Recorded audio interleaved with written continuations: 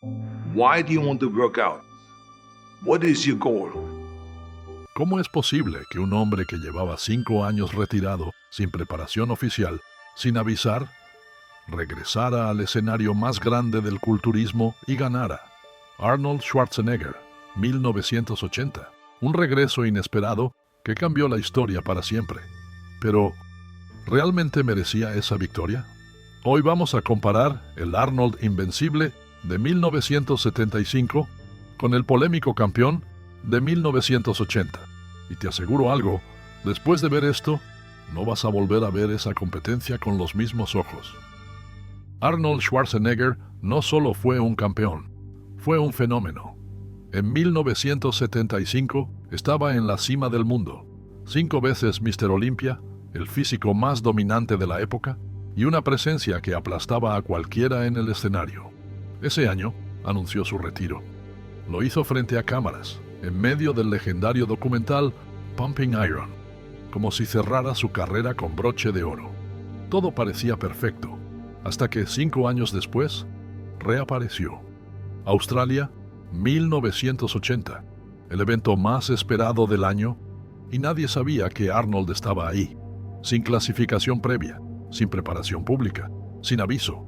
Solo apareció y ganó. Y con eso se desató una de las controversias más grandes en la historia del culturismo. ¿Qué tan bueno estaba realmente Arnold en ese regreso? ¿Y cómo se comparaba con su versión más dominante, la de 1975? Este no es un juicio sobre si debió ganar o no, es una exploración objetiva, pero apasionada, de 2 momentos clave en la carrera de una leyenda. Y al final te vas a llevar una visión mucho más clara del verdadero legado de Arnold. A mediados de los años 70, Arnold Schwarzenegger no era solo un culturista, era el culturista. Con apenas 28 años, ya había conquistado el mundo del hierro con 5 títulos consecutivos de Mr. Olympia. Su físico parecía esculpido por los dioses, y su dominio en el escenario era tan absoluto que los jueces, los rivales y el público sabían que no había nadie como él. En 1975, todo cambió. Ese año compitió por última vez, supuestamente, y anunció su retiro. Lo hizo justo cuando las cámaras estaban grabando Pumping Iron, el documental que lo inmortalizaría como el ícono que todos conocemos hoy. Se despidió invicto, glorioso, imbatible, y durante 5 largos años el trono quedó vacío. Arnold se enfocó en Hollywood, negocios, política. Parecía que había dejado atrás definitivamente el culturismo. Pero entonces llegó 1980, el escenario, Sydney, Australia, el evento Mr. Olympia. Lo que nadie sabía es que Arnold estaba preparando algo, en silencio, a puerta cerrada. A pocos días del evento, aparece en el backstage, sin clasificarse, sin competir antes, sin que sus rivales siquiera lo esperaran. Ese día subió al escenario y ganó. ¿Fue una hazaña imposible? ¿Un abuso de poder? ¿O simplemente el último truco de un genio del culturismo? Para entenderlo, tenemos que mirar más allá del título. Tenemos que comparar, pose por pose, músculo por músculo, al Arnold de 1975 contra el Arnold de 1980. Solo así sabremos la verdad. Doble bíceps frontal. Empecemos con una de las poses más icónicas del culturismo, el doble bíceps frontal. Aquí, Arnold en 1975 era una fuerza imparable. Brazos voluminosos, pectorales llenos, cintura estrecha y una presencia que dominaba la pose con total confianza. Pero el detalle que realmente lo elevaba era el acabado. Ese toque final de definición que hacía que cada músculo pareciera estar tallado con bisturí. En cambio, en 1980, el tamaño seguía ahí. Los brazos aún impresionaban, la estructura se mantenía, pero algo era diferente. El cuerpo parecía más plano, menos detallado, como si la escultura aún estuviera ahí, pero cubierta por una ligera capa de mármol sin pulir. Y luego están las piernas. En 1975, aunque no eran su punto más fuerte, mostraban una definición decente. Pero en 1980, las críticas no tardaron en aparecer. Más lisas, menos trabajadas, menos dramáticas. Para muchos, ahí fue donde empezó a notarse la diferencia. Ya estás creciendo tus músculos y tu cuerpo, pero hay algo que no se puede quedar del mismo tamaño. Si quieres aprender el nuevo método que ayuda a agrandar el nepe en cuestión de días, te dejo el enlace en la descripción. Ella te lo va a agradecer. Expansión dorsal frontal. La expansión dorsal frontal es una de esas poses que cuando se hace bien, deja sin aliento. Es la pose que transforma un cuerpo musculoso en una montaña viva. Y Arnold, aunque no era famoso por tener la espalda más ancha del circuito, sabía cómo sacarle el máximo partido. En 1975, su ejecución era elegante, equilibrada, y mostraba una estructura imponente. Y en 1980, aquí es donde el misterio se intensifica. Las imágenes disponibles de esa pose en su regreso son escasas, de mala calidad o simplemente inexistentes desde un ángulo justo. Y eso, en sí mismo, ya dice mucho. ¿Por qué no hay una buena toma de esa pose en 1980? ¿Fue falta de preparación? ¿O acaso Arnold sabía que no era su mejor ángulo ese año y la evitó a propósito? Pecho de lado, side chest. La pose de pecho de lado era territorio de Arnold. Aquí no solo mostraba tamaño, sino también control. En 1975 parecía una estatua romana cobrando vida. El pecho denso, los hombros redondos, el brazo enroscado como una serpiente de mármol y una expresión de dominio absoluto. Pero 5 años después, en 1980, aunque la estructura general seguía intacta, algo había cambiado. El pecho seguía siendo fuerte, pero el detalle fino, ese que hace que la piel parezca papel film, ya no estaba presente. La diferencia era sutil, pero para un ojo entrenado, evidente. Y otra vez, las piernas delataban la historia. En 1975, sin ser perfectas, al menos acompañaban. En 1980 lucían planas, menos trabajadas, como si Arnold hubiera pulido la parte superior, pero dejado la base sin terminar. Doble bíceps de espalda. Hay una razón por la que muchos temían ver a Arnold de espaldas. El doble bíceps trasero era su carta secreta, y no por tener la espalda más grande, sino porque sabía exactamente cómo presentarla. En 1975 dominaba esta pose con precisión quirúrgica, dorsales extendidos como alas, brazos con una forma perfecta y esa postura ligeramente inclinada que le daba profundidad y dramatismo a la escena. En 1980, sorprendentemente, esta pose no se ve tan lejos de su versión anterior. Los brazos siguen siendo imponentes, la forma está ahí, y su experiencia en el escenario hace que incluso sin estar al 100%, la pose funcione. Pero hay un detalle que no se puede ignorar: las piernas. Ni en 1975 eran su punto fuerte, y en 1980 el contraste con la parte superior es aún más evidente.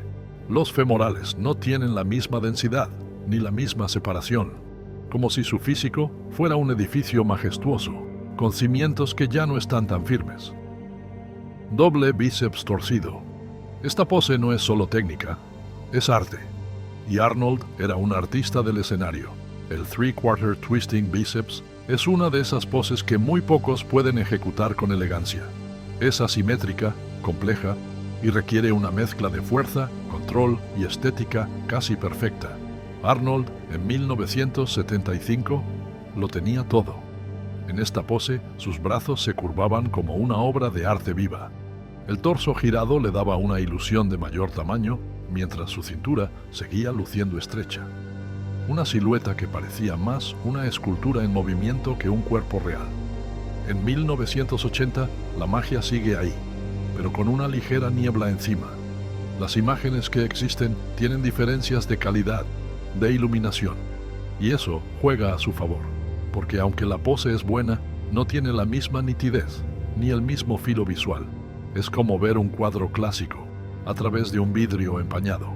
La forma sigue siendo bella, pero la fuerza del impacto ya no atraviesa como antes. Pose mantis. No todas las poses se aprenden en libros. Algunas se sienten. La pose mantis no está en el reglamento, pero sí en el imaginario de todo fan del culturismo clásico. Arnold la usaba como un gesto personal. Codos elevados, antebrazos cruzados frente al pecho y bíceps marcando el compás como si fueran las cuchillas de una criatura poderosa. Era teatral, elegante, casi intimidante. En 1975, esta pose era una declaración de grandeza. No solo mostraba sus brazos monstruosos, sino también su dominio escénico. Nadie más la hacía así. Nadie más podía.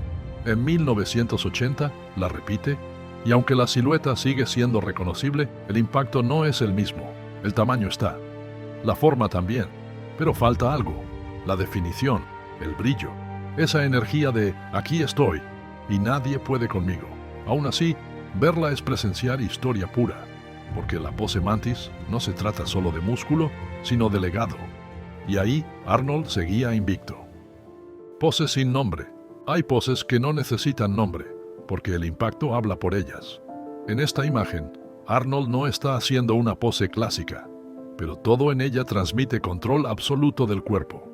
Torso ligeramente girado, brazos contraídos, abdomen firme, y ese trazo de tríceps que parece tallado con cincel.